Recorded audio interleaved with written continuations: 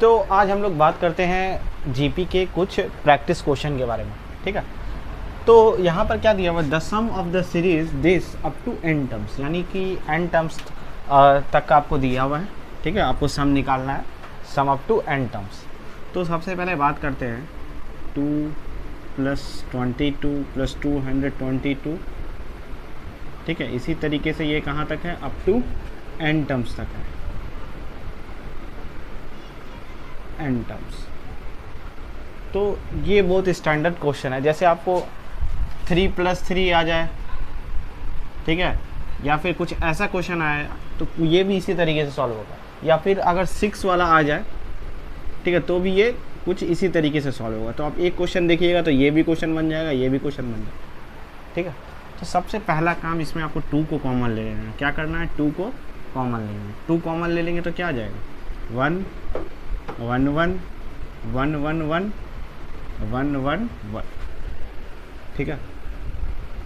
इसी करके up to n terms, यहाँ लिख देते हैं डायरेक्ट एन टर्म्स।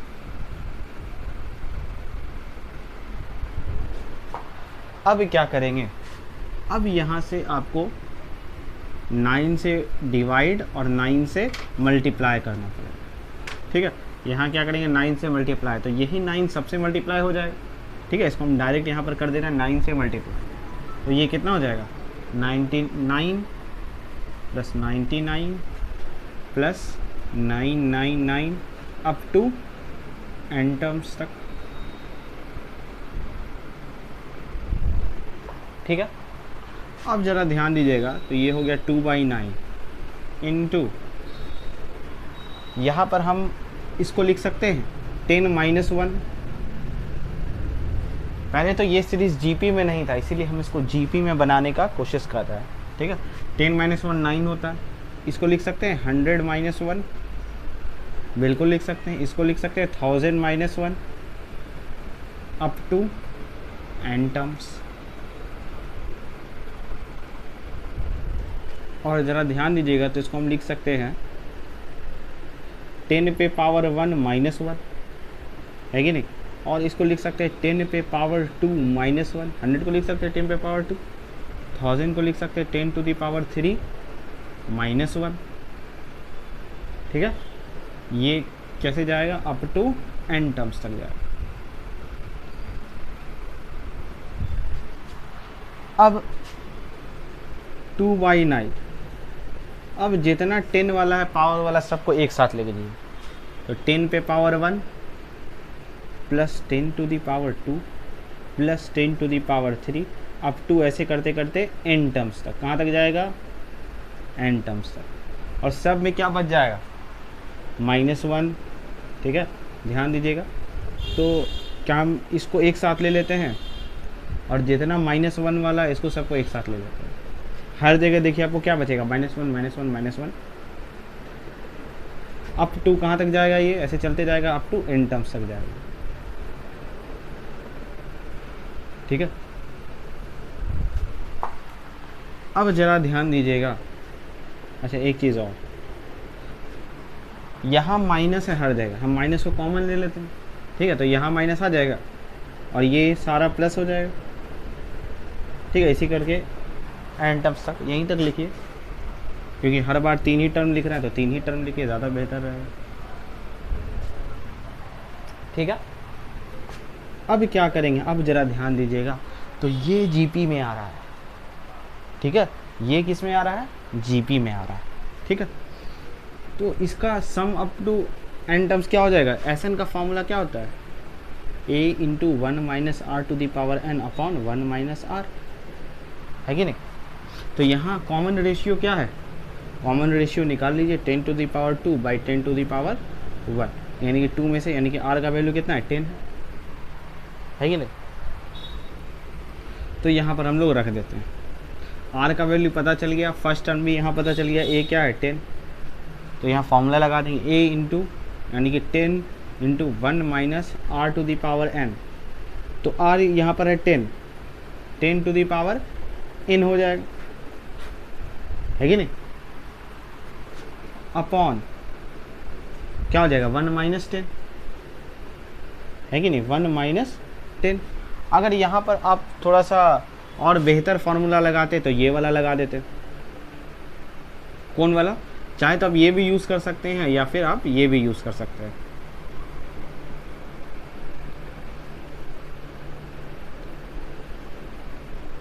R-1 ये वाला लगाइए तो ज़्यादा बेहतर रहेगा, बताएं क्यों? ठीक है, यही वाला लगाइए, ये ज़्यादा बेस्ट रहेगा। ठीक है, तो 10 यहाँ क्या हो जाएगा? तो A हो गया, और R का वैल्यू आपका कितना निकला था? 10। तो 10 to the power n -1 upon 10 -1। ठीक है, अब ये तो इसका काम हो गया, ये GP था, इसका फॉर्मूला लगा दिया। अब ये है 1 1 1 1 अप टू n टर्म्स। ठीक है, यहाँ पर प्लस नहीं होगा तो या ऐसे दे दिए, ज़्यादा बेस्ट। तो अब यहाँ पर इसका अप टू n टर्म्स को जोड़ेंगे तो क्या आ जाएगा? n आ जाएगा, ठीक है। अगर इसका आप फॉर्मूला लगाइएगा या फिर ध्यान दीजिए ना, अगर एक को n टर्म्स तक जोड़ेंगे तो उसका वैल्यू क्या आएगा? n ही आएगा, है कि नहीं? उसका वैल्यू क्या आएगा? 1 + 1 + 1 यानी कि n ही आएगा। ठीक है, जैसे आप चेक कर लीजिए, n का वैल्यू 1 रखेंगे तो ये मिलेगा, n का वैल्यू 2 रखेंगे तो यहाँ तक का सम मिल जाएगा, n का वैल्यू 3 रखेंगे तो 1 2 3 यहाँ सम मिल जाएगा। तो इसको हम n लिख सकते हैं इतना पूरा। ठीक है, n टर्म्स। चलिए, ये हो गया। अब हम क्या करेंगे?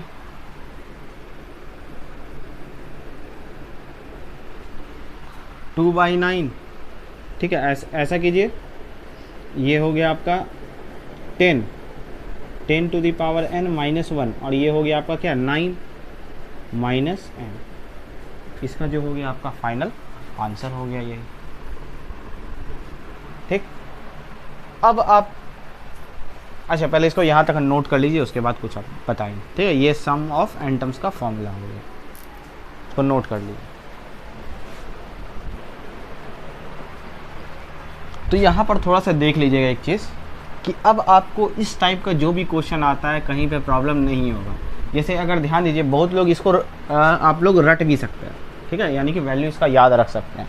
ठीक है, यानी कि अगर 2 2 रहा, ठीक है, तब ध्यान रखिएगा यहाँ पे 2 आएगा, बस खाली यहाँ पर चेंज होगा। और अगर मान लीजिए 3 वाला रहा तो यहाँ पर क्या आ जाएगा? सब कुछ सेम, ये सारा डेटा सेम रहेगा, सिर्फ यहाँ पर चेंज होगा। क्या हो जाएगा? अगर 3 वाला आपसे बनाने बोले तो आप अगर याद रहे तो आराम से बना सकते हैं। 3/9 10 टू द पावर n -1, और नीचे क्या हो जाएगा आपका? 9, हर जगह यही रहेगा -n। ठीक है, सिर्फ यहाँ वाला डेटा चेंज होगा। आपको 6 वाला अगर बोले बनाने तो आप यहाँ कीजिए, यहाँ इसको हटा करके डायरेक्ट क्या कर सकते हैं? 6 लगा सकते हैं। बाद में कटेगा वो बात अलग है, आप इसको काट दीजिए, 3 दूनी 6 और 3 तिया। ठीक है, तो बस यही था कि आपको इस टाइप का क्वेश्चन को आप ध्यान रखना है, आप इसको डायरेक्ट भी याद रख सकते हैं। ठीक है, इसको नोट कर लीजिए। तो देखते हैं यहाँ पर क्वेश्चन क्या दिया हुआ है। The sum of the series 0.2, यानी कि अगर ध्यान दीजिए इसका सम निकालना है तो यहाँ पर 0.2 0.22 0.2 अप टू n टर्म्स। ठीक है, तो पहला काम क्या करेंगे? सारे का पॉइंट उड़ा देंगे। ठीक है, पॉइंट उड़ाएंगे तो नीचे 10 हो जाएगा, यहाँ हो जाएगा 100, यहाँ हो जाएगा 1000। ठीक है, इसी तरह ये चलता रहेगा। अब यहाँ से करेंगे क्या? ऊपर वाले से 2 कॉमन ले लेंगे। क्या कर लेंगे? 2 कॉमन ले लेंगे। तो 2 कॉमन लेंगे तो क्या बच जाएगा? 1/10। ठीक है, फिर बच जाएगा 1/100। ठीक है, सॉरी 11/100 और 111/1000। ठीक, और यहाँ पर आपका क्या बच जाएगा? ऐसे करते करते अप टू n टर्म्स तक जाएंगे। अब यहाँ से 9 डिवाइड करेंगे और 9 क्या करेंगे? मल्टीप्लाई करेंगे। मल्टीप्लाई तो सब में हो जाएगा एक एक करके। ये हो जाएगा 9/10, ये हो जाएगा 99/100 और ये हो जाएगा 999/1000 अप टू n टर्म्स। ठीक है, तो अब जो है यहाँ पर हम लोग क्या करेंगे? 2/9, क्या इसको हम लोग ऐसा लिख सकते हैं 1 माइनस 1/10। इस वाले टर्म को अगर देखिए तो 10 इससे मल्टीप्लाई हो जाएगा, तो 10 माइनस 1 यानी कि 9/10। उसी तरह इसको हम लोग कैसे लिख सकते हैं 1 माइनस 1/100, ये इससे मल्टीप्लाई हो जाएगा। ये ऐसा करने का इसलिए हम लोग कर रहे हैं ताकि ये जो है सीरीज़ वो जीपी में आ जाए, ठीक है। उसी तरह इसको लिखेंगे तो क्या हो जाएगा 1 माइनस 1/1000। ये इसी तरह करते करते कहाँ चला जाएगा एन टर्म्स तक। अब क्या किया जाए, तो ये हो गया 2/9। अब देख रहे हैं ब्रैकेट हटाएंगे तो यहाँ 1 + 1 + 1 हर जगह 1 आ रहा है। क्या आ रहा है 1 + 1 + 1 plus up to n terms, ठीक है, एन टर्म्स, ठीक है। इसको ब्रैकेट में दे दीजिए प्लस। अब यहाँ पर आ रहा है -1/10 -1/100 माइनस ये /1000। तो हम क्या करते हैं इसमें से माइनस को कॉमन ले लेते हैं। क्या कर लेते हैं माइनस को कॉमन ले लेते हैं। यहाँ भी माइनस है, यहाँ भी माइनस है, यहाँ भी माइनस, तो ये हो जाएगा 1/10 प्लस 1/10 का स्क्वायर, ये 100 है, ठीक है, और 1/10 का क्यूब। तो ये सीरीज़ जो है वो आपका किस में आ गया जीपी में आ गया अप टू एन टर्म्स। ये सीरीज़ जो है आपका जीपी में आ चुका है। और अगेन यही, ठीक है, इसका सम क्या हो जाएगा एन हो जाएगा, है कि नहीं। आप रख के वैल्यू देखिए, एन का वैल्यू 3 रखिएगा तो यहाँ तक 1 2 3 सम सबको जोड़ दीजिए तो क्या आ जाएगा 3 मिल जाएगा, ठीक है। तो इसका वैल्यू मिल गया इतना। अब यहाँ फर्स्ट टर्म कितना है 1/10 और आपका कॉमन रेशियो कितना हो गया, कॉमन रेशियो आपका हो गया 1/10 का स्क्वायर बाई 1/10, यानी कि इससे ये गया, यानी कि आर का वैल्यू जो है वो आपका क्या गया 1/10, ठीक है। तो हम कोई भी फॉर्मूला लग देंगे, दोनों फॉर्मूला है, एक है 1 माइनस आर पे पावर एन और नीचे क्या होगा 1 माइनस आर, और एक क्या है आर पे पावर एन -1 और एक है आर -1, ठीक है। तो हम लोग इसका यूज़ करेंगे, ठीक। तो यहाँ पर आपका क्या हो जाएगा माइनस ए आपका क्या है 1/10 ए इंटू क्या है 1 minus r to the power n, और आर आपका क्या था 1/10 टू दी पावर एन, यानी कि ये पावर एन यहाँ आ जाएगा, ठीक है। और यहाँ पर जो है नीचे क्या बच जाएगा 1 माइनस आर, यानी कि 1 माइनस क्या हो जाएगा 1/10, ठीक है। अब इसको थोड़ा सा और आगे जाके हम लोग और ये कर लेंगे। तो 2/9 n माइनस, ठीक है, इसको घटाएंगे तो कितना आ जाएगा 9/10 आ जाएगा, 10 कट जाएगा, तो यानी कि फाइनली जो आ जाएगा वो क्या आ जाएगा आपका आ जाएगा 1 minus 1/10 to the power n, और नीचे जो है वो आपका सिर्फ 9 बच जाएगा, ठीक है। ये आपका फाइनल आंसर है। अब आपको किसी भी तरह का सीरीज़ दे, चाहे आप 0.3 वाला दे, तो आप लोग इसको भी निकाल सकते हैं। इसको ज़रा निकाल करके आंसर बताइएगा कितना आएगा अप टू एन टर्म्स वाला, ठीक है। इसको नोट कर लीजिए।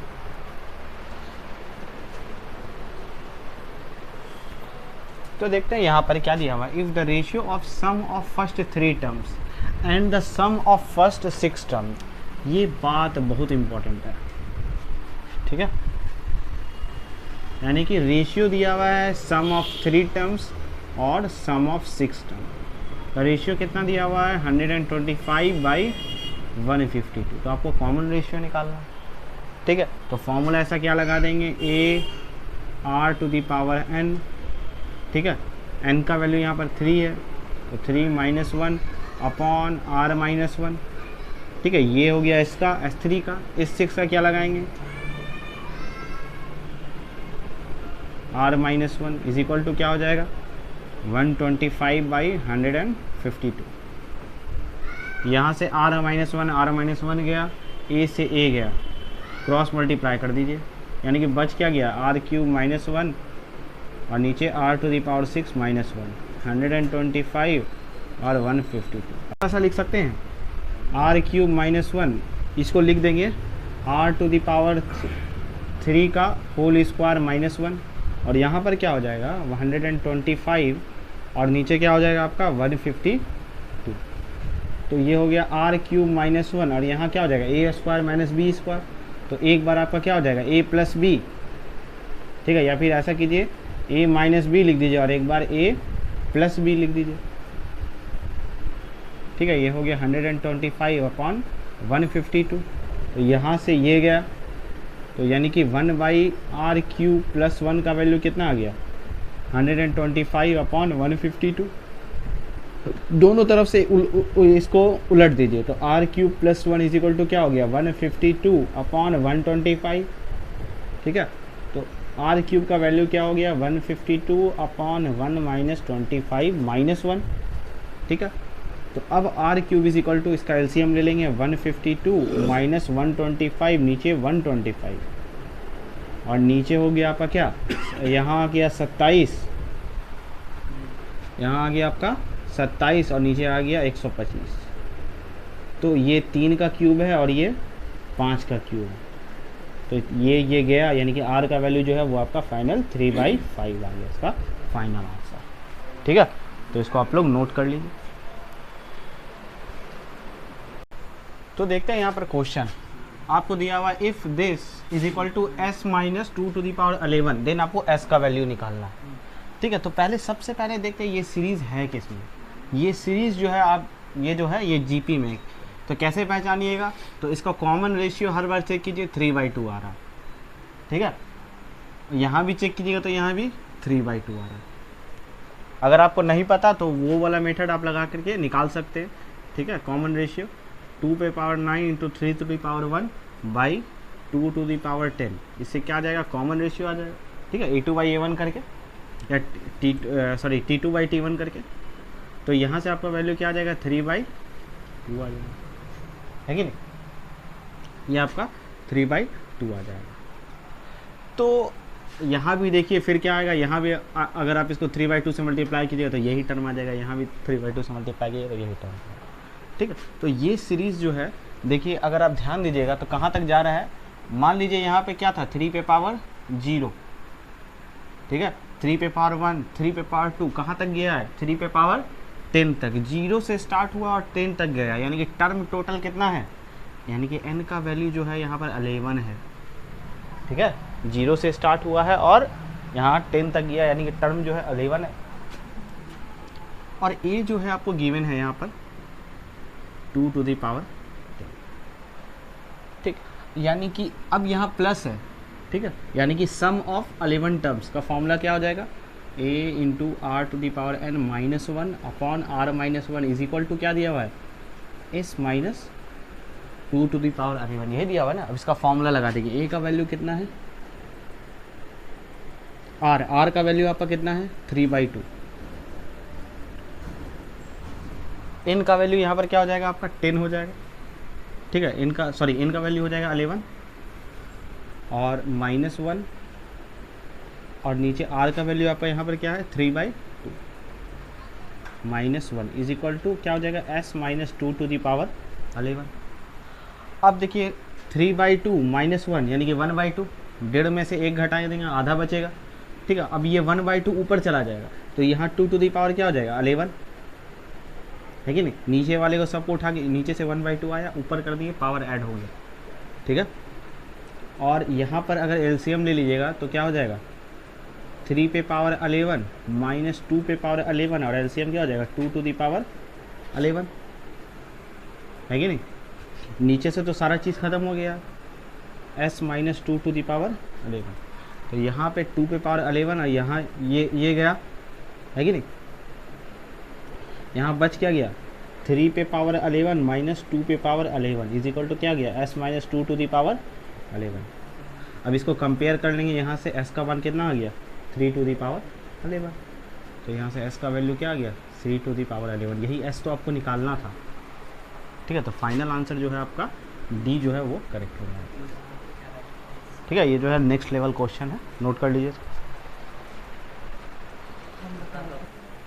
तो अब हम लोग देखते हैं नेक्स्ट टॉपिक, सम ऑफ देखिए उधर, infinite sum of infinite terms of a GP.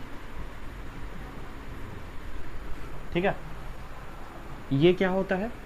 तो जैसे मान लीजिए T1 T2 T3 ऐसे करते करते कहाँ तक जाएंगे? अप टू इनफाइनाइट टर्म्स तक जाओगे।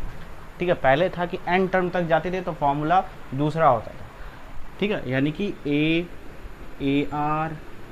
आर स्क्वायर ऐसे करते करते कहाँ तक जाएंगे? अप टू इनफाइनाइट तक जाएंगे।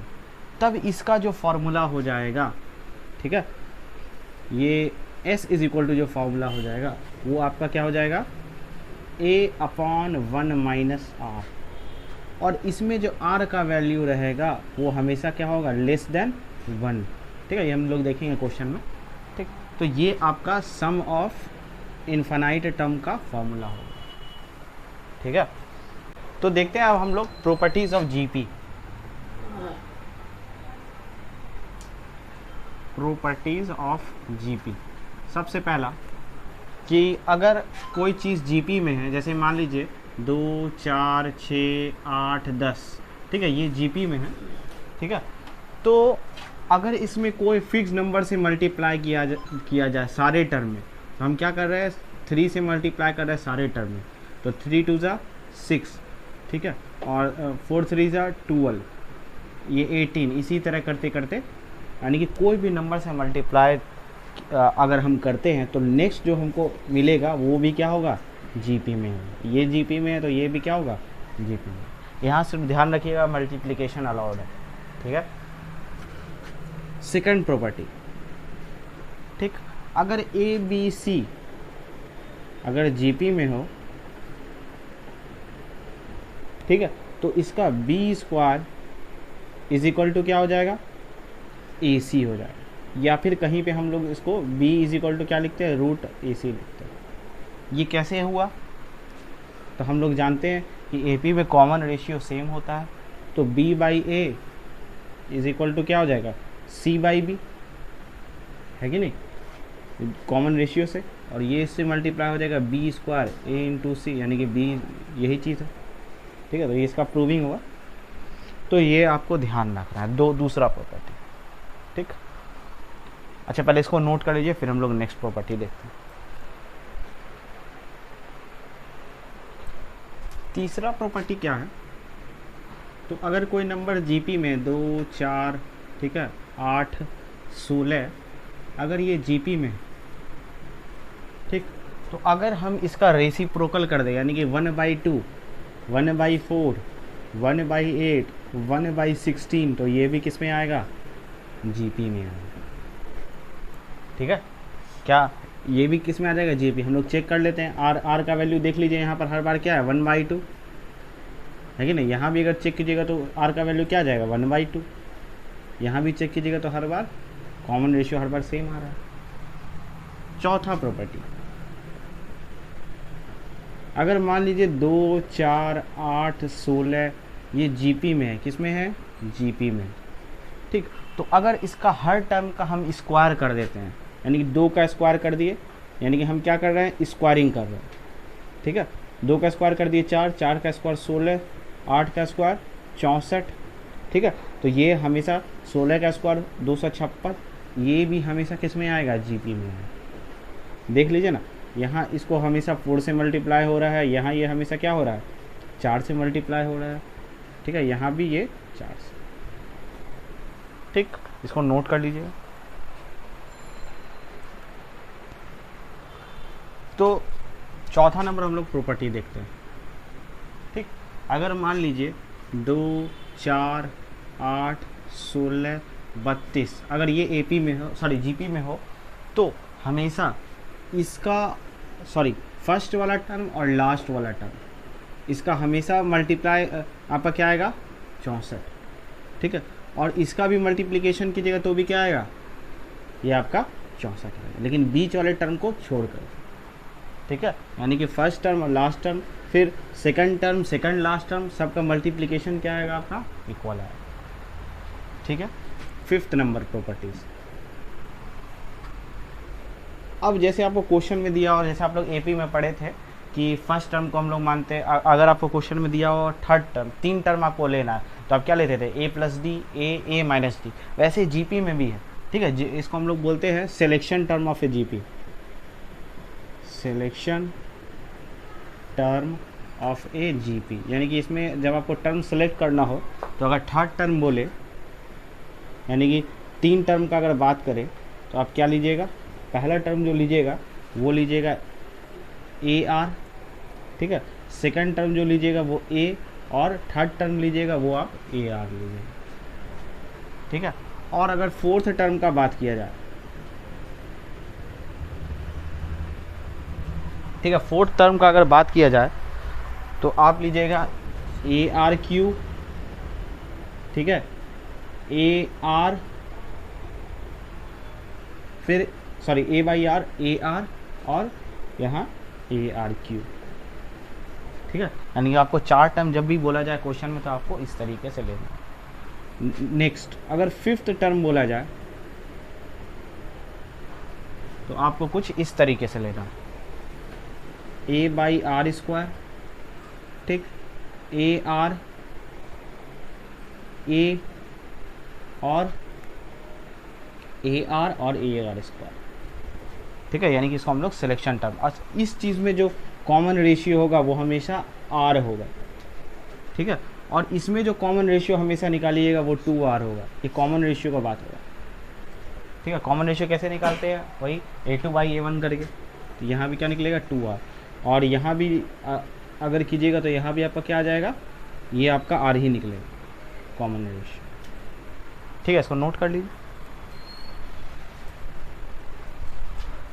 सॉरी, यहाँ जो कॉमन रेशियो है वो आपका क्या आ जाएगा, अगर a2/a1 करते हैं यहाँ पर तो r स्क्वायर आ जाएगा, क्या आ जाएगा, r स्क्वायर, ठीक है। इसको नोट कर लीजिए। तो देखिए यहाँ पर क्या दिया हुआ है, 1 + 1/2 + 1/4 अप टू कहाँ तक दिया हुआ है, इन्फानाइट तक दिया हुआ। तो find the sum of infinite, यानी कि आपको सम ऑफ इन्फानाइट बताना है। तो यहाँ a जो है वो आपका 1 हो गया, और कॉमन रेशियो जो है आपका क्या हो जाएगा, 1/2 हो जाएगा, ठीक है। तो आपको क्या निकालना है, सम ऑफ इन्फानाइट टर्म, यानी कि S of infinite is equal to formula क्या होता है, a/1 - r, ठीक है। तो a का वैल्यू यहाँ पर 1 है, और 1 - r का वैल्यू आपका क्या है, 1/2, ठीक। तो 1 - 1/2, तो यहाँ पर ये वैल्यू क्या आ जाएगा, एस ऑफ इन्फानाइट 2, यानी कि यहाँ से लेकर के इन्फानाइट टर्म का जो सम है वो आपका क्या हो जाएगा, 2 हो जाएगा, ठीक है। जैसे आप इसको जोड़ लीजिए, 1 है, ये कितना हुआ 1.5, यानी कि 1.05, फिर इसी तरह आप 0.25 इसको जोड़ते जाइएगा तो ये अप्रॉक्स वैल्यू जो है आपका कहाँ तक चला जाएगा, 2 तक चला जाएगा, ठीक है। यही आपका क्या हो गया, sum of infinite term of a GP, ठीक है। इसको नोट कर लीजिएगा। तो देखते हैं यहाँ पर क्वेश्चन दिया हुआ a⁴ / 1/4 into a⁴ into a⁴ up to infinity, ठीक है, इज इक्वल टू, आपको इसका वैल्यू बताना है। तो ज़रा ध्यान से देखिएगा, क्या हम इसको लिख सकते हैं,